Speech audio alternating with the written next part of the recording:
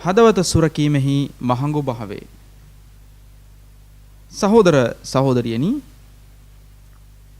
ඔබගේ කැඩපත කොයිතරම් ලස්සන වුණත් හදවත වෛරයෙන්, ක්‍රෝධයෙන්, ඊර්ෂ්‍යාවෙන්, තරහෙන් පිරිපුණු හදවතක් නම් හදවත තුල කහට තිබෙනවා නම් ඒ කැඩපතෙහි ලස්සනක් නොමෙත. ඔව්, අපි ආරක්ෂා කරගත යුතුයි අපේ හදවත.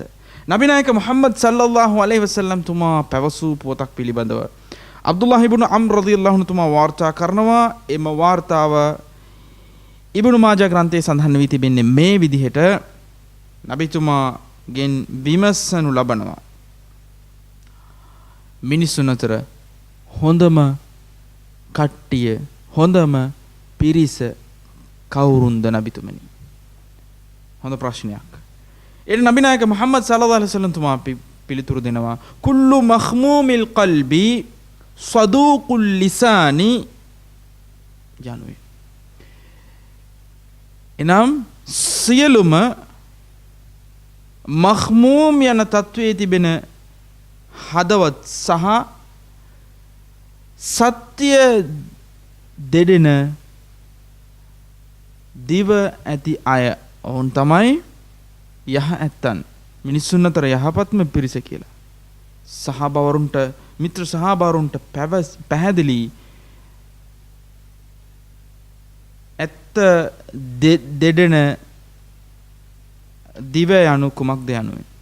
නමුත් ඔවුන්ට අපැහැදිලි තාම මඛ්මූම් යන තත්වයේ තිබෙන හදවත කුමක්ද යන්න පිළිබඳව ඔවුන් විමසුවා, මොකක්ද ඒ කියලා.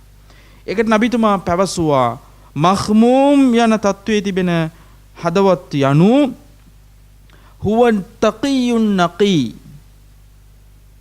දෙවිදුන්ට ඊ타මත්ම බිය බැතියෙන් පසුවන සහ පිවිතුරු තත්වයේ තිබෙන හදවත් කියලා. ඒ කියන්නේ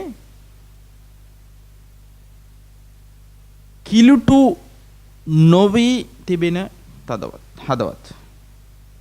එම හදවත් තුල කිසිම විටක පව් තිබෙන්නට බෑ. සෙසු අය කෙරෙහි කෝද්‍රය තිබෙන්නට බෑ, ක්‍රෝධය තිබෙන්නට බෑ. ඒ වගේම තමයි ඒ තුල කහට හෝ ඒ තුල ඊර්ෂ්‍යාව තිබෙන්නට බෑ යන අගනා පැහැදිලි කිරීමක්.